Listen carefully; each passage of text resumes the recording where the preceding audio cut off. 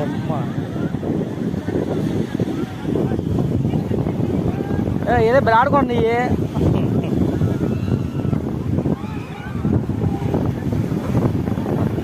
ఓ ఓ ఓ ఓ ఓ ఓ ఓ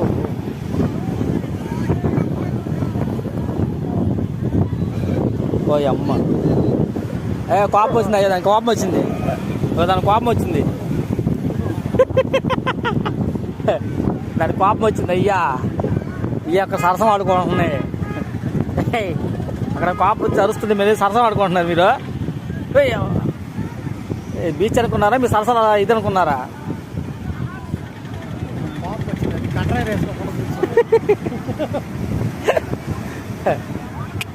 ఇంగ్లీష్కి ఇస్తారన్నమాట